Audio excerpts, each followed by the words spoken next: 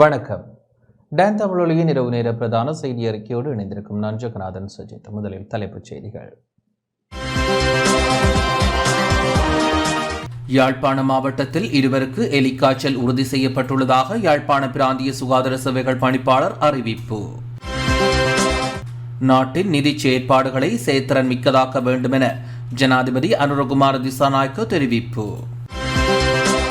சபாநாயகருக்கு எதிராக நம்பிக்கையில்லா பிரேரணையை கொண்டுவர எதிர்பார்ப்பதாக நாடாளுமன்ற உறுப்பினர் அஜித் பி பெரேரா தெரிவிப்பு.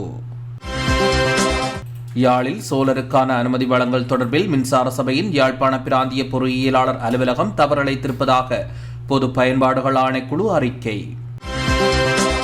வடக்கு மாகாண காணி ஆணையாளர் அலுவலகம் இன்று கிளிநொச்சியில் திறப்பு. ஆப்கானிஸ்தானில் நடத்தப்பட்ட தற்கொலை தாக்குதலில் தலிபான் அகதிகள் விவகார அமைச்சர் உயிரிழப்பு.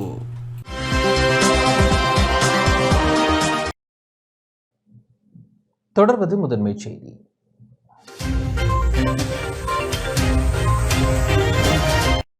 அனுசரணை வழங்குவோர் பிள்ளைகளின் நலனில் அக்கறை கொண்ட இலங்கை தாய்மாரின் நம்பிக்கையை வென்ற மலிபம் கீரை முழுவாடை பால்மா. யாழ்ப்பாண மாவட்டத்தில் இருவருக்கு எலிக்காய்ச்சல் உறுதி செய்யப்பட்டுள்ளதாக யாழ்ப்பாண பிராந்திய சுகாதார சேவைகள் பணிப்பாளர் கேரீஸ்வரன் தெரிவித்துள்ளார். யாழ்ப்பாண மாவட்டத்தில் இருவருக்கு எலிக்காய்ச்சல் உறுதி செய்யப்பட்டுள்ளதாகவும் தற்போது பரவி வரும் காய்ச்சல் காரணமாக இதுவரை 7 உயிரிழப்புகள் பதிவாகியுள்ளதாகவும் யாழ்ப்பாண பிராந்திய சுகாதார சேவைகள் பணிப்பாளர் கேரீஸ்வரன் தெரிவித்துள்ளார். இதுவரை 44 பேர் வைத்தியசாலைகளில் சிகிச்சை பெற்றுள்ளதாகவும் தற்போது 32 பேர் பருத்தித்துறை ஆதார வைத்தியசாலையிலும் யாழ்ப்பாணம் போதனா வைத்தியசாலையிலும் சிகிச்சை பெற்று வருவதாகவும் கேரீஸ்வரன் குறிப்பிட்டார்.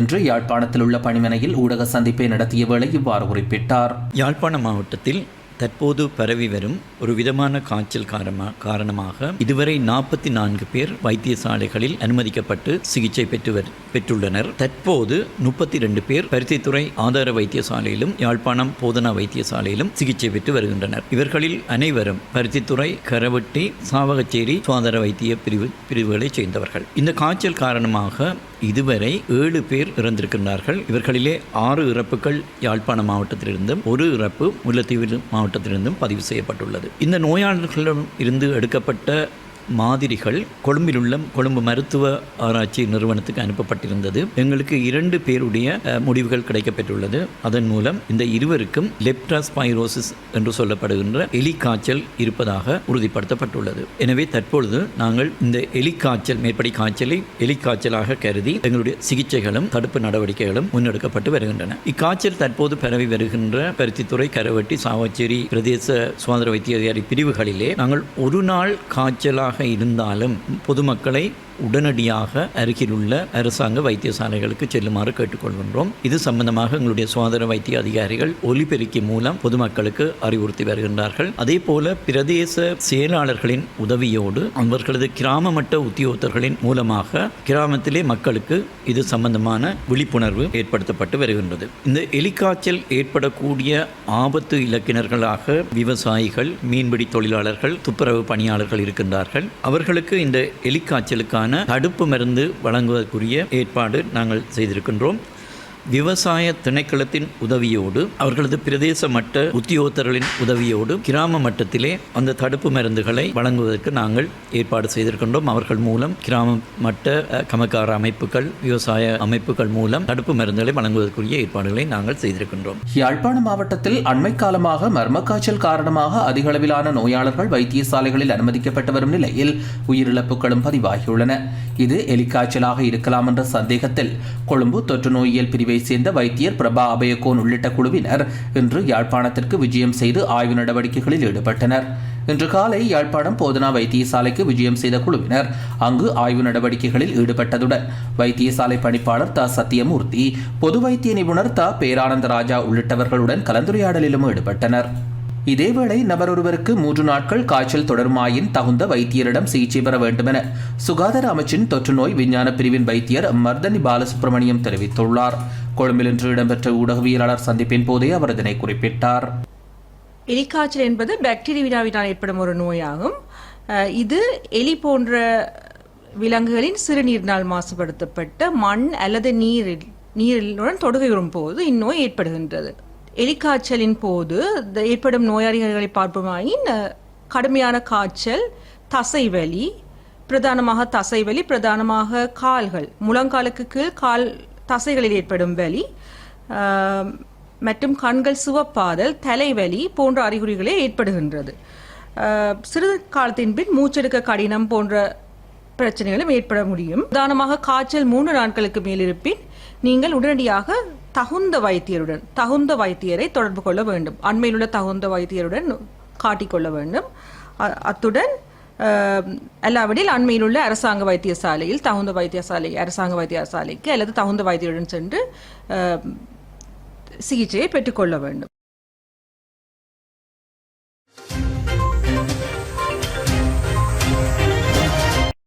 அனுசரணை வழங்குவோர் பிள்ளைகளின் நலனில் அக்கறை கொண்டு இலங்கை தாய்மாரின் நம்பிக்கையை வென்ற மலிபன் கீரை முழுவாடை பால்மா. நாட்டின் நிதி செயற்பாடுகளை செயற்திறன் மிக்கதாக்க வேண்டும் என ஜனாதிபதி அனுரகுமார திசாநாயக்க தெரிவித்துள்ளார்.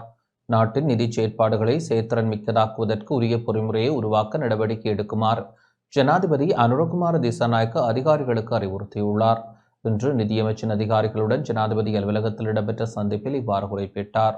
நாட்டின் நிதி நிலைமையை ஸ்திரப்படுத்த சுயாதீன நிறுவனம் என்ற வகையில் இலங்கை மத்திய வங்கியினால் மேற்கொள்ளக்கூடிய அனைத்து நடவடிக்கைகளையும் முன்னெடுக்குமாறும் அதற்கான ஒத்துழைப்பு மற்றும் வசதிகளை அரசாங்கம் வழங்கும் எனவும் ஜனாதிபதி தெரிவித்தார். நாட்டின் நிதி செயற்பாடுகளை செயற்திறன் மிக்கதாக்குவதற்கு உரிய பொறிமுறையை உருவாக்க நடவடிக்கை எடுக்குமாறு ஜனாதிபதி அனுரகுமார திசாநாயக்க அதிகாரிகளுக்கு அறிவுறுத்தினார். பொருளாதாரம் மற்றும் நிதி கட்டமைப்புகளின் முழுமையான முன்னேற்றங்களை ஆராய்ந்த பின்னர் மத்திய வங்கியினால் நிதி ஸ்திரமாக்கல் மற்றும் நிதி கட்டமைப்பில் ஈடுகொடுக்கும் தன்மையை உறுதிப்படுத்துவதற்கான கொள்கைகள் தொடர்பில் கவனம் செலுத்தப்பட்டது. அதற்கமைய நிதி கட்டமைப்பில் தற்போதுள்ள பேரண்ட முன்மதிப்புடைய கொள்கைகளை அமல்படுத்துவது தொடர்பில் கலந்துரையாடப்பட்டது. பொருளாதாரம் நிலைப்பாட்டு தன்மைப்பட்டவுடன் சொத்துக்களின் தரநிலையில் பாதுகாப்பான முன்னேற்றம் மற்றும் முன்மதிப்பின் அடிப்படையில் அவதானத்தை முகாமைத்துவம் செய்து மூலதனத்தை கட்டியெழுப்புவதன் ஊடாக நிதி கட்டமைப்பில் சாதகமான செயற்திறன் எதிர்பார்க்கப்படுகின்றது. இந்த கலந்துரையாடலில் தொழிலமைச்சர் மற்றும் பொருளாதார அபிவிருத்தி பிரதியமைச்சர் அனில் ஜெயந்த பெர்னாண்டோ, நீதி மற்றும் தேசிய ஒருங்கிணைப்பு அமைச்சர் ஹர்ஷன நாணயக்கார், நிதி மற்றும் திட்டமிடல் பிரதியமைச்சர் ஹர்ஷன சூரியபெரும, நிதியமைச்சின் செயலாளர் மஹிந்த ஸ்ரீவர்தன, இலங்கை மத்திய வங்கி ஆளுநர் நந்தலால் வீரசிங்க உள்ளிட்ட பலர் பங்கேற்றனர்.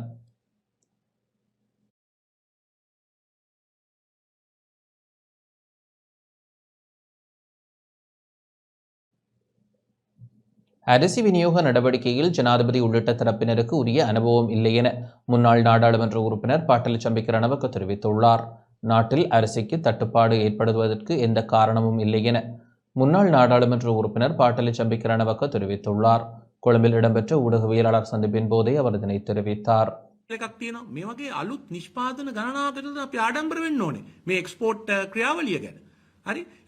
நாட்டில் அரிசி தட்டுப்பாடு ஏற்படுவதற்கு எந்த காரணமும் இல்லை என்றே கூற முடியும்.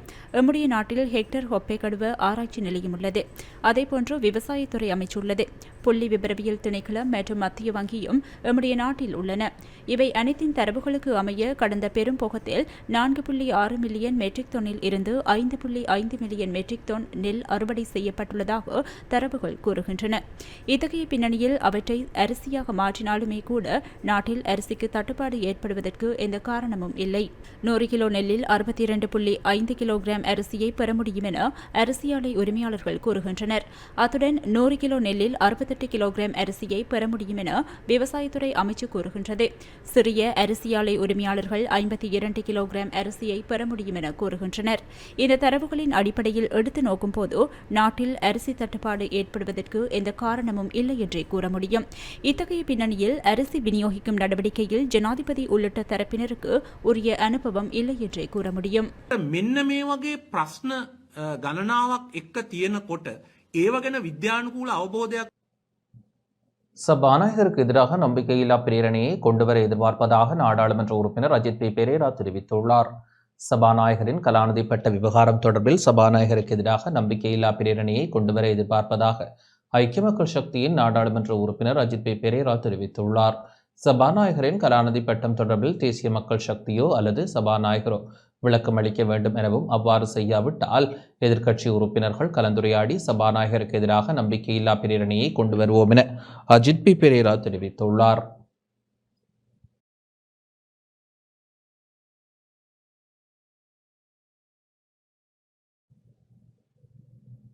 அரசாங்கம் தமது குறைபாடுகளை மறைக்க முயற்சிப்பதாக பெரமுனவின் கொரோனா தொகுதி அமைப்பாளர் திலீப் வீரக்கொடி தெரிவித்துள்ளார். அரசாங்கம் தமது குறைபாடுகளை மறைக்க முன்னாள் ஜனாதிபதிகளின் பாதுகாப்பை குறைக்கும் விடயத்தை கையில் எடுத்துள்ளதாக பொதுஜன பெரமுனவின் கொரோனா தொகுதி அமைப்பாளர் தெரிவித்துள்ளார். கொழும்பில் இடம்பெற்ற ஊடக சந்திப்பில் அவர் இதனை தெரிவித்தார். ජාතික ජනබලවේගය විසින් කටයුතු කරා.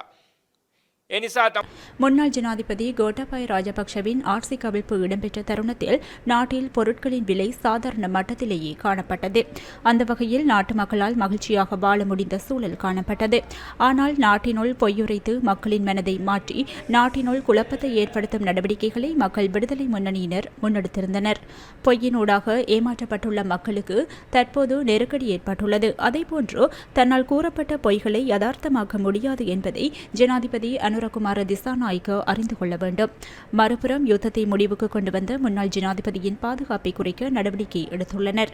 தமது குறைபாடுகளை மறைக்க இத்தகைய விடயங்களை நாட்டினுள் பேசுபொருளாக மாற்ற எத்தனிக்கின்றனர். எதிர்பார்ப்புகள் நிறைவேற்றப்படும் நாடு உருவாகும் என்ற நம்பிக்கையிலேயே நாட்டு மக்கள் இந்த அரசாங்கத்திற்கு வாக்களித்தனர். ஆனால் அதனை இந்த அரசாங்கம் நிறைவேற்றுவதாக தெரியவில்லை.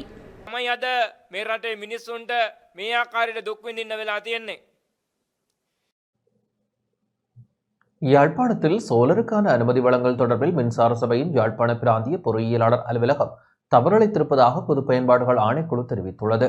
யாழ்ப்பாண மாவட்டத்தில் பெரும் சர்ச்சைக்கு உள்ளாகியிருக்கும் சோலார் அனுமதி வழங்கல் தொடர்பில் இலங்கை மின்சார சபையின் யாழ்ப்பாண பிராந்திய பொறியியலாளர் அலுவலகம் தவறளித்திருப்பதாக இலங்கை பொது பயன்பாடுகள் ஆணைக்குழு தெரிவித்துள்ளது. யாழ்ப்பாணம் சுன்னாகம் பாரியபுரம் பகுதியைச் சேர்ந்த நபர் செய்த முறைப்பாட்டை அடுத்து பாதிக்கப்பட்ட பாவனையாளருக்கு உடனடியாக நிதி வழங்குமாறு பணிப்புரை விடுக்கப்பட்டுள்ளது. பாவனையாளர் ஒருவருக்கு இணைப்பு அனுமதி வழங்குவதற்காக பாவனையாளரிடம் இருந்து பணம் அறவிடப்பட வேண்டும் என குறிப்பிடப்படும் உள்ளக சுற்று நிருபங்கள் அல்லது பொது நடைமுறைகள் மற்றும் ஆவணங்கள் ஏதுமிருப்பின் அது பற்றி தங்களுக்கு அறிய தருமாறும் பொது பயன்பாடுகள் ஆணைக்குழுவின் பாவனையாளர் விவகாரங்களுக்கான பணிப்பாளர் யசந்த ரத்துவிதான மின்சார சபை பிரதம பொறியியலாளரை கடிதம் மூலம் கேட்டுக் கொண்டுள்ளார்.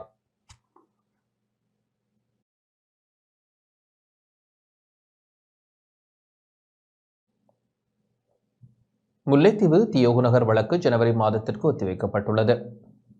முல்லைத்தீவு தியோகுநகர் வழக்கு எதிர்வரும் ஜனவரி மாதம் 23ஆம் தேதிக்கு ஒத்திவைக்கப்பட்டுள்ளது. முல்லைத்தீவு தியோகுநகர் பகுதியில் கடந்த மே மாதம் 26ஆம் தேதி கரைதுறைப்பற்று பிரதேச சபைக்குரிய மக்கள் பயன்பாட்டில் உள்ள வீதியை தனியார் நிறுவனம் ஒன்று வேலியிட்டு தடுத்தமையால் அப்பகுதியைச் சேர்ந்த மக்கள் தற்போதைய நாடாளுமன்ற உறுப்பினர் துரைராசா ரவிகரன் ஆகியோர் ஒன்றிணைந்து ஆர்ப்பாட்டத்தில் ஈடுபட்டதுடன் வீதியை தடுத்து அமைக்கப்பட்ட வேலியையும் அப்புறப்படுத்தியிருந்தனர். அதனை அடுத்து தனியார் நிறுவனத்தின் முறைப்பாட்டிற்கமைய முல்லைத்தீவு நீதிமன்றில் தொடரப்பட்டுள்ள வழக்கு இன்று விசாரணைக்கு எடுத்துக் கொள்ளப்பட்ட போது எதிர்வரும் ஜனவரி மாதம் 23ஆம் தேதிக்கு ஒத்திவைக்கப்பட்டுள்ளது.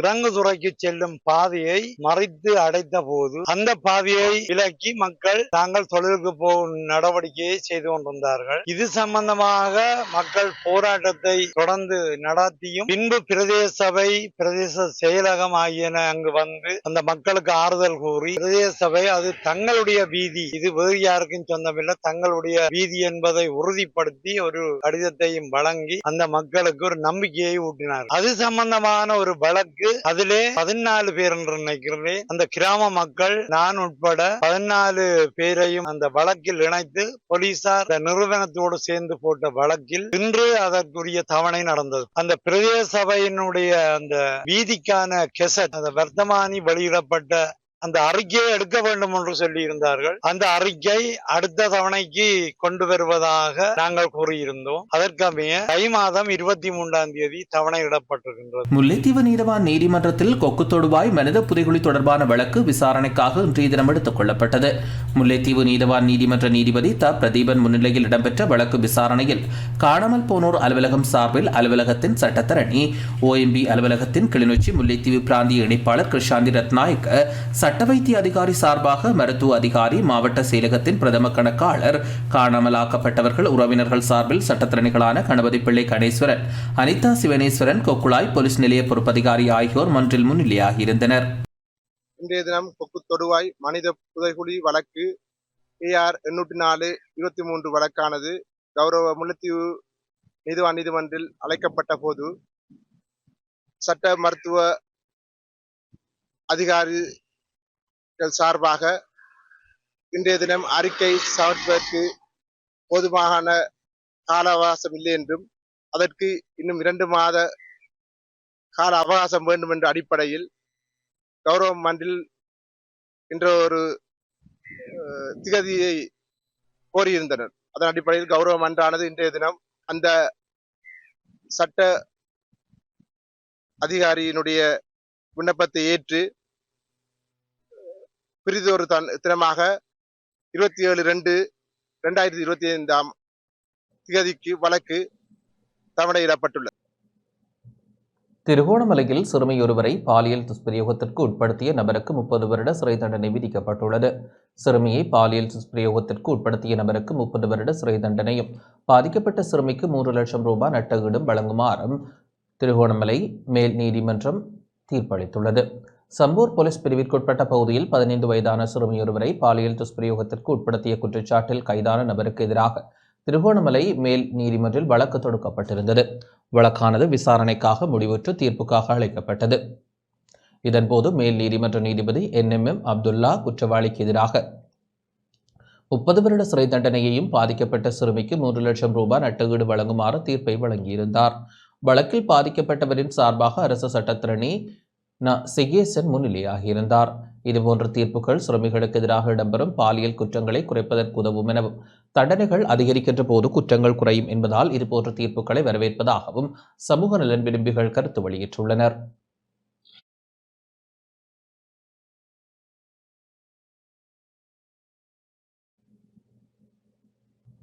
செய்திகள் தொடர்கின்றன. வவுனியாவில் மாற்றுத்திறனாளிகளின் விழிப்புணர்வு ஊர்வலம் இன்று முன்னெடுக்கப்பட்டது. இயலாமையுடன் கூடிய நபர்களுக்கான சர்வதேச தினமான இன்று மாற்றுத்திறனாளிகளால் வவுனியாவில் விழிப்புணர்வு ஊர்வலம் ஒன்று முன்னெடுக்கப்பட்டது.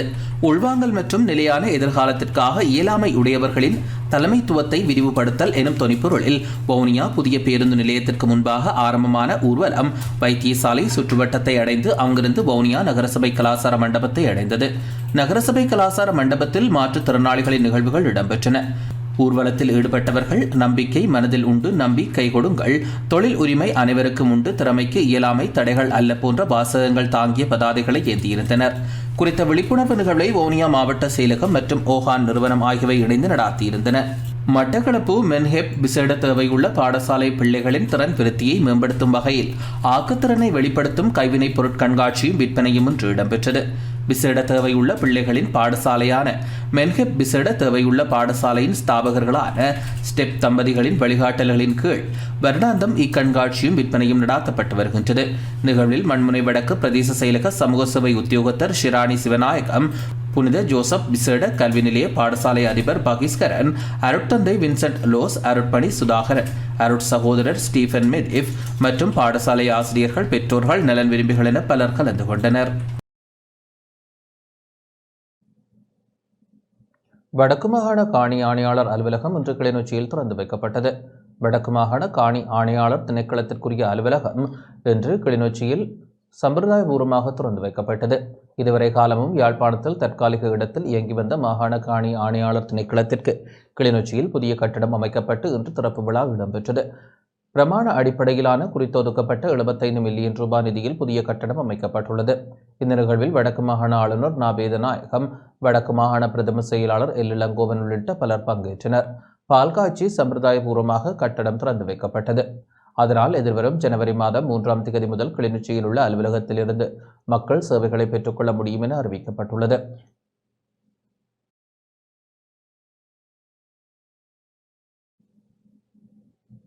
மட்டக்களப்பில் ஏற்றம் உளநல மையம் புனர் நிர்மாணம் செய்து திறந்து வைக்கப்பட்டது. ஜப்பான் அரசின் நிதி அனுசரணையுடன் UNFPA நிறுவனமும் இலங்கை செஞ்சிலுவை சங்கமும் இணைந்து புனர் நிர்மாணம் செய்த மட்டக்களப்பு மாவட்ட பிராந்திய சுகாதார சேவைகள் திணைக்களத்தின் ஏற்றம் உளநல மையம் இன்று திறந்து வைக்கப்பட்டது. மாவட்ட பிராந்திய சுகாதார சேவைகள் திணைக்களத்தின் உளநல பிரிவின் பொறுப்பு வைத்திய அதிகாரி வைத்திய கலாநிதி டான் செந்தூர் ராஜன் தலைமையில் இடம்பெற்ற நிகழ்வில் பிரதம அதிதிகளாக மாவட்ட அரசாங்க அதிபர் ஜெஸ்டினா முரளிதரன், UNFPA நிறுவன இலங்கைக்கான பிரதிநிதி மற்றும் இலங்கை செஞ்சிலுவை சங்கத்தின் உபதலைவர் ஜகத் அபேசிங்கே, பிராந்திய சுகாதார பணிமனையின் தகவல் தொடர்பாடலுக்கான பொறுப்பு வைத்திய அதிகாரி வைத்தியர் நவலோஜிதன் ஆகியோர் கலந்து சிறப்பித்தனர். உளநல வைத்திய நிபுணர்கள், மாவட்ட செயலக உத்தியோகத்தர்கள், சுகாதாரத்துறை சார்ந்த அதிகாரிகள் உள்ளிட்ட பலர் கலந்து கொண்டனர்.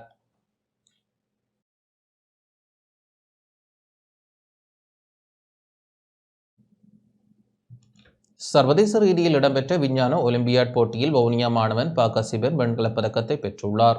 சர்வதேச ரீதியில் இடம்பெற்ற விஞ்ஞான ஒலிம்பியாட் போட்டியில் வவுனியா தமிழ் மத்திய மகா வித்தியாலய மாணவன் ப கசிபன் 3ஆம் இடத்தை பெற்று வெண்கலப் பதக்கத்தை வென்றுள்ளார். கடந்த வாரம் ருமேனியாவில் இடம்பெற்ற போட்டியில் இலங்கையில் இருந்து யாழ்ப்பாணம், வவுனியா, கண்டி, களுத்துறை, கொழும்பு போன்ற மாவட்டங்களில் இருந்து தெரிவு செய்யப்பட்ட 6 மாணவர்கள் பங்கேற்றனர். 50 நாடுகளில் இருந்து சுமார் 310க்கும் மேற்பட்ட மாணவர்கள் பங்குபற்றிய போட்டியில் தனது திறமையை சிறப்பாக வெளிக்காட்டிய வவுனியா தமிழ் மத்திய மகா வித்தியாலய மாணவன் ப கசிபன் பாடசாலைக்கும் வவுனியா மாவட்டத்திற்கும் பெருமை சேர்த்துள்ளார். நடுத்தர குடும்பத்தை சேர்ந்த மாணவன் வெளிநாடு செல்வதற்காக பெற்றோர் மற்றும் அதிபர் ஆ லோகேஸ்வரன் ஆகியோரின் வேண்டுகோளுக்கிணங்க பழைய மாணவர் சங்க ஒழுங்கமைப்பில் லண்டன் கிளைச்சங்கத்தின் அனுசரணையில் 7,30,000 ரூபாய் நிதி வழங்கப்பட்டமை குறிப்பிடத்தக்கது.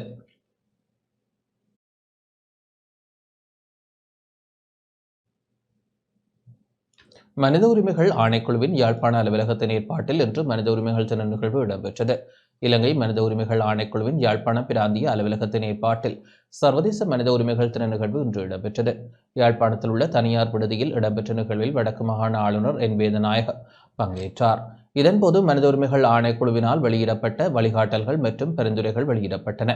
இந்த நிகழ்வில் போலீசார், யாழ்ப்பாண மாவட்ட செயலக உத்தியோகத்தர்கள், சமூக அமைப்புகளின் பிரதிநிதிகள், நலன் விரும்பிகள் என பலர் பங்கேற்றனர்.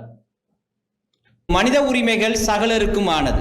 சமகால வாழ்விலே இந்த சமத்துவத்தை எய்துவதில் நாங்கள் பாரிய சவால்களை நாங்கள் எதிர்நோக்கி வருகின்றோம். இதுதான் இன்றைக்கு மனித உரிமைக்குரிய பிரதான பிரச்சனையாகவே சமத்துவமாக நடத்தப்படுவதில்லை, பாரபட்சமாக நடத்தப்படுகின்றார்கள் என்ற ஒரு நிலைமை மீண்டும் மீண்டும் பிரச்சனைக்குரிய சவாலுக்குரிய விடயமாக காணப்படுகிறது. குறிப்பாக இலங்கை மனித உரிமைகள் ஆணைக்குழுவினுடைய யாழ்ப்பாண அலுவலகத்துக்கு கிடைக்கப்பெறுகின்ற முறைப்பாடுகளினுடைய பெரும்பான்மையான முறைப்பாடுகளிலே 2 முக்கியமானவை. ஒன்று சித்திரவதை. அரச நிறுவனங்களுக்கு எதிராக கிடைக்கின்ற முறைப்பாடுகள் இந்த பாரபட்சத்தினுடைய அல்லது சட்டத்தின் முன் சமனான பாதுகாப்பை கிடைப்பதிலே இருக்கக்கூடிய ஒரு பாரபட்சத்தை அடிப்படையாக கொண்ட முறைப்பாடுகளாக அமைந்திருக்கிறது. குறிப்பாக இலங்கை மனித உரிமைகள் ஆணைக்குழு இந்த வருடம் கருப்பொருளாக எடுத்துக்கொண்ட விடயம், அரசாங்கத்தினுடைய சுற்று நிருபம் ஒன்று எங்களுக்கு இருக்கிறது. மாற்றுத்திறனாளிகளுக்கு எந்த ஒரு அரச வேலைவாய்ப்பிலும் 3% வேலைவாய்ப்பினை வழங்க வேண்டும் என்று 98ஆம் ஆண்டின் 22ஆம் இலக்க சுற்று நிருபம் ஒன்று காணப்படுகிறது. ஆனால் அது நடைமுறையில் இருக்கிறதா இல்லையா என்று கேட்டால் இல்லை. ஆகவே எண்ணிக்கையின் அடிப்படையிலே இந்த மாற்றுத்திறனாளிகளுடைய எண்ணிக்கை அதிகமாக இருக்கிற ஒரு நிலையிலே அவர்களுக்குரிய உரிமைகளை உத்தரவாதப்படுத்துவதற்கு எங்களுடைய அரச நிறுவனங்களுடைய ஒத்துழைப்பு மனித உரிமைகள் ஆணைக்குழுவுக்கு தேவை. மனித உரிமைகளை நாங்கள் எப்படி மதிக்கிறோம் என்பதுதான் மிக முக்கியமானது.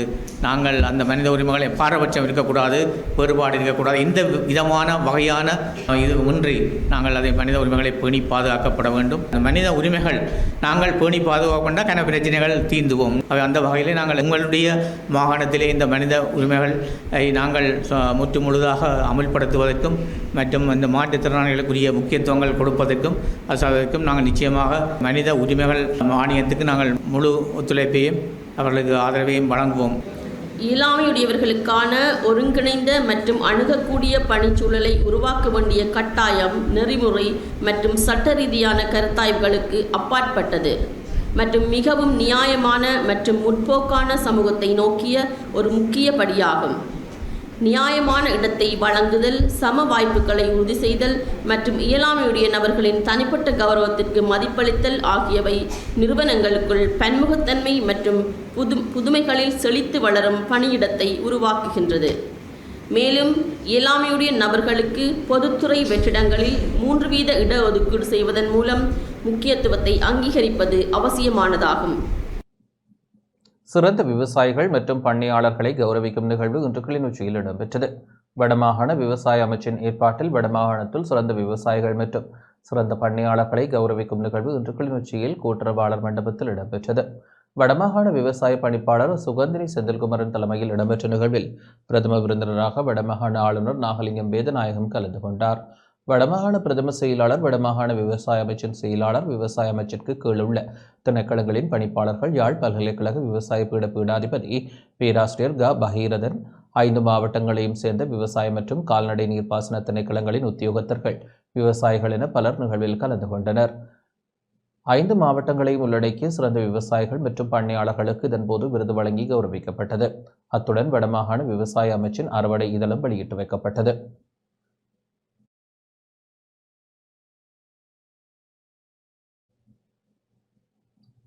பொருளாதார நீதிக்கான பெண்கள் மகாநாடு 2 நாட்கள் மட்டக்களப்பில் இடம்பெற்றது. சூர்யா பெண்கள் அபிவிருத்தி நிலையத்தின் எழுக பொருளாதார நீதிக்கான பெண்கள் மகாநாடு மட்டக்களப்பில் 2 நாட்கள் இடம்பெற்று முடிந்ததுள்ளது. பெண்கள் மீதான பொருளாதார நெருக்கடியின் தாக்கம் மற்றும் சமூக பாதுகாப்பு நலத்திட்டங்கள், குறைக்கப்பட்ட அனுபவங்கள் பற்றிய ஆய்வு அறிக்கை, உணவு உற்பத்தியில் பெண்களின் பங்களிப்பு, பொருளாதார நெருக்கடி, காணி உரிமை போன்ற பல்வேறு விடயங்கள் தொடர்பில் மாநாட்டில் அறிக்கைகள் தயாரிக்கப்பட்டன. பெண்கள் மகாநாட்டில் 7 மாவட்டங்களிலிருந்து பங்கேற்பாளர்களாக கலந்து கொண்ட பெண் பிரதிநிதிகளின் அறிக்கையும் ஊடகங்களுக்கான அறிக்கை வெளியீடும் இன்று மட்டக்களப்பில் இடம்பெற்றது. ஊடகவியலாளர் ஆண்டனி லியோன்ராஜிடம் ஊடகங்களுக்கான அறிக்கை கையளிக்கப்பட்டது. பெண்கள் பொருளாதார நெருக்கடியை எவ்வகையாக எதிர்நோக்கினார்கள் என்பதற்கு அவர்களுடைய உணவு பழக்கங்களில் ஏற்பட்ட மாற்றம் மிகவும் அவர்களுக்கு ஒரு காத்திரமான முறையில் அவர்களை பாதித்திருக்கின்றது.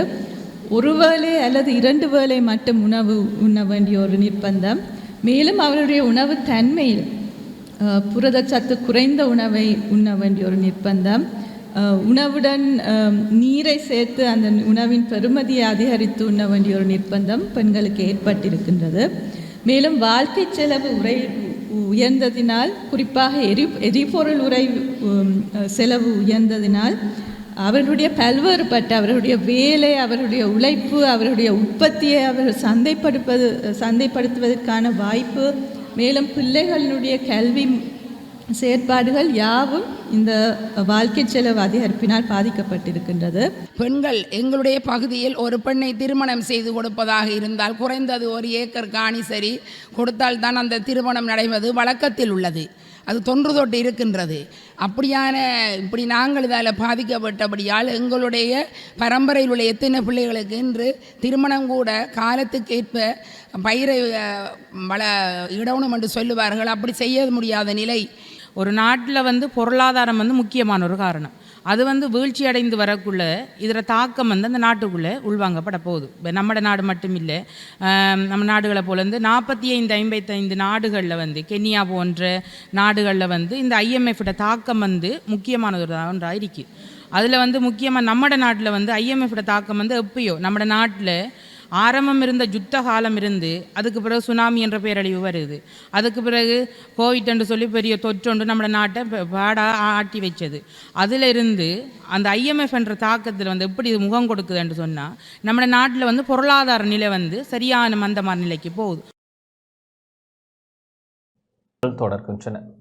யாழ்ப்பாணம் சிறைச்சாலை கைதியொருவர் மயங்கி விழுந்து உயிரிழந்துள்ளார். யாழ்ப்பாணம் சிறைச்சாலை கைதியொருவர் யாழ்ப்பாணம் நீதிமன்றத்திற்கு சிறைச்சாலை உத்தியோகத்தர்களால் அழைத்துச் செல்லப்பட்ட வேளை மயங்கி விழுந்து உயிரிழந்துள்ளார். யாழ்ப்பாணம் நீதிமன்றத்திற்கு இன்று காலை வழக்கு ஒன்றுக்காக அழைத்துச் செல்லப்பட்ட போது இந்த சம்பவம் பதிவாகியுள்ளது. நாவற்குழி ஐயனார் கோவிலடியை சேர்ந்த 40 வயதான ரத்னசிங்கம் சந்திரகுமார் என்பவர் இவ்வாறு உயிரிழந்துள்ளார். உயிரிழந்த கைதி பல்வேறு குற்றச்செயல்களுடன் தொடர்புபட்டவர் என அதிகாரிகள் குறிப்பிட்டுள்ளனர். இந்த நிலையில் உயிரிழந்த நபரின் சடலம் யாழ்ப்பாணம் போதனா வைத்தியசாலையில் வைக்கப்பட்டுள்ளது.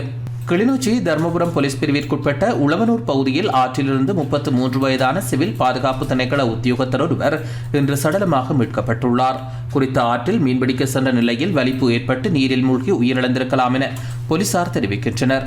சம்பவம் தொடர்பாக தர்மபுரம் போலீசார் விசாரணைகளை மேற்கொண்டு வருகின்றனர். காலி மாவட்டம் ஊரகஸ் மன்ஹந்திய பகுதியில் இடம்பெற்ற விபத்தில் சிக்கி இளைஞர் ஒருவர் உயிரிழந்துள்ளதாக போலீசார் தெரிவித்துள்ளனர். இந்த விபத்து சம்பவம் இன்று அதிகாலை எல்பட்டிய வீதியில் தேவத்த சந்திக்கு அருகாமையில் இடம்பெற்றுள்ளது. மோட்டார் சைக்கிள் கட்டுப்பாட்டை இழந்து வீதியை விட்டு விலகி மின்கம்பத்தில் மோதியமையே இந்த விபத்திற்கு காரணம் என கண்டறியப்பட்டுள்ளது. இந்நிலையில் விபத்தில் படுகாயமடைந்த இளைஞன் வைத்தியசாலையில் அனுமதிக்கப்பட்ட நிலையில் சிகிச்சை பலனின்றி உயிரிழந்துள்ளார். உயிரிழந்தவர் 29 வயதான ரந்தொட்டுவ பகுதியை சேர்ந்தவர் என தெரியவந்துள்ளது. போலீசார் மேலதிக விசாரணைகளை முன்னெடுத்து வருகின்றனர். தெற்கு அதிவேக வீதியில் 100வது கிலோமீட்டர் மைல்கல் அருகில் நேற்றிரவு இடம்பெற்ற விபத்தில் காரில் பயணித்த ஒரே குடும்பத்தை சேர்ந்த தாய், தந்தை மற்றும் 2 மகள்கள் படுகாயமடைந்ததுடன் கராப்பட்டிய வைத்தியசாலையில் அனுமதிக்கப்பட்ட பின்னர் மகள் ஒருவர் உயிரிழந்தார். கொட்டாவையில் இருந்து பயணித்த கார் ஒன்று முன்னால் பயணித்த லொரி ஒன்றின் பின்புறத்தில் மோதியது. இதில் மாத்தறை பிரதேசத்தை வசிப்பிடமாக கொண்ட 10 வயது சிறுமி உயிரிழந்துள்ளார். சடலம் கராப்பட்டிய வைத்தியசாலையின் பிரேத அறையில் வைக்கப்பட்டுள்ளதுடன் விபத்து தொடர்பான மேலதிக விசாரணைகளை போலீசார் மேற்கொண்டு வருகின்றனர். காலி இமதுவ போலீஸ் பிரிவிற்குட்பட்ட திக்கும்புர பிரதேசத்தில் உள்ள விற்பனை நிலையம் ஒன்றுக்கு அருகில் வெட்டு காயங்களுடன் கீழே விழுந்து கிடந்த நபர் ஒருவர் வைத்தியசாலையில் அனுமதிக்கப்பட்ட பின்னர் சிகிச்சை பலனின்றி உயிரிழந்துள்ளதாக இமதுவ போலீசார் தெரிவித்தனர். இந்த சம்பவம் நேற்றிரவு இடம்பெற்றுள்ளது. காலி திக்கும்புர பிரதேசத்தை சேர்ந்த 46 வயதான நபர் உயிரிழந்துள்ளார். உயிரிழந்தவரின் உடலில் பல வெட்டுக்காயங்கள் காணப்பட்டதாக போலீசார் தெரிவித்தனர். இது தொடர்பான மேலதிக விசாரணைகளை இமதுவ போலீசார் மேற்கொண்டு வருகின்றனர். மட்டக்களப்பு மாவட்டத்திற்கான வெள்ளத்தடுப்பு செயற்திட்ட முன்னாயத்த கலந்துரையாடல் இன்று இடம்பெற்றது. வெள்ள அனர்த்தத்தில் இருந்து எதிர்வரும் காலங்களில் பொதுமக்களையும் விவசாய நிலங்களையும் பாதுகாப்பது தொடர்பான விசேட கலந்துரையாடல் இன்று மட்டக்களப்பில் மாவட்ட அனர்த்த முகாமைத்துவ நிலையத்தின் பிரதி பணிப்பாளர் சியாத் தலைமையில் மாவட்ட செயலகத்தில் இடம்பெற்றது. கலந்துரையாடலில் மாவட்ட அரசாங்க அதிபர் ஜஸ்டினா முரளிதரன், மாவட்ட மேலதிக அரசாங்க அதிபர் சுதர்ஷினி ஸ்ரீகாந்த், கிழக்கு பல்கலைக்கழக சிரேஷ்ட விரிவுரையாளர் கே கிருபேராஜா, விவசாய திணைக்களம் மற்றும் மாவட்ட திட்டமிடல் பிரிவு அதிகாரிகள், முன்னாள் கிழக்கு பல்கலைக்கழக சிரேஷ்ட விரிவுரையாளர்கள் உள்ளிட்ட பலர் கலந்து கொண்டனர்.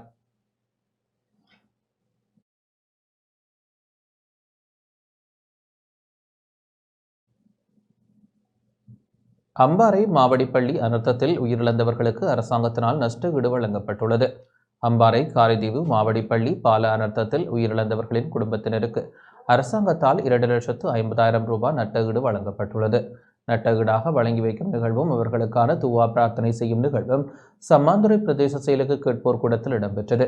சம்மாந்துறை பிரதேச செயலாளர் SS முகமது ஹனீஃபா தலைமையில் இடம்பெற்ற நிகழ்விற்கு பிரதம அதிதியாக நாடாளுமன்ற உறுப்பினரும் பிரதேச ஒருங்கிணைப்பு குழு தலைவருமான A. ஆதம்பாவா கலந்து கொண்டு காசோலைகளை வழங்கி வைத்தார்.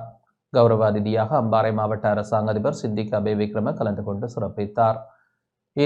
நட்டஈடு தொகையினை 1 மில்லியனாக அதிகரித்து வழங்குவதற்குரிய நடவடிக்கைகள் மேற்கொள்ளப்பட்டுள்ளதாகவும் அரசாங்க அதிபர் இந்நிகழ்வின் போது தெரிவித்தார். மௌலவி A. பௌஸ்தீன் அவர்களால் மரணித்தவர்களுக்காக துவா பிரார்த்தனை நடாத்தப்பட்டது.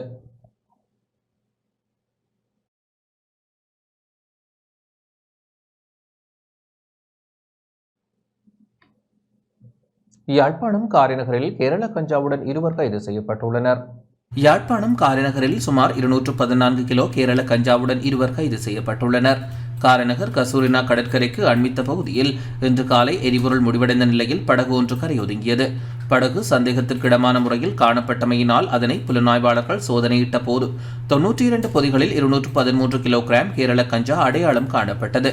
அதனையடுத்து படகில் இருந்த 2 கைது செய்த புலனாய்வு பிரிவினர் படகில் மீட்கப்பட்ட கஞ்சா பொதிகளையும் மேலதிக சட்ட நடவடிக்கைக்காக ஊர்காவத்துறை போலீசாரிடம் ஒப்படைத்தனர்.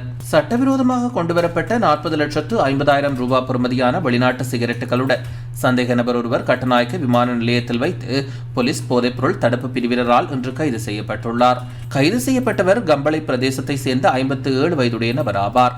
சந்தேக நபர் துபாயிலிருந்து இன்றைய தினம் அதிகாலை 12:30 மணியளவில் கட்டநாயக்க விமான நிலையத்தை வந்தடைந்ததுடன் இவர் விமான நிலையத்தை விட்டு வெளியேற முயன்ற போது போலீஸ் போதைப்பொருள் தடுப்பு பிரிவினால் சோதனைக்குட்படுத்தப்பட்டுள்ளார். இதன்போது சந்தேக நபர் கொண்டு வந்த பயண பொதிகளில் இருந்து வெளிநாட்டு சிகரெட்டுகள் கைப்பற்றப்பட்டன. இதனையடுத்து கைது செய்யப்பட்ட சந்தேக நபர் போலீஸ் பிணையில் விடுவிக்கப்பட்டுள்ளதுடன் எதிர்வரும் 18ஆம் தேதி நீதிமன்றில் ஆஜராகுமாறு விமான நிலைய போலீசார் தெரிவித்துள்ளனர். இத்துடன் இந்த செய்தி அறிக்கை நிறைவடைகின்றது. வணக்கம்.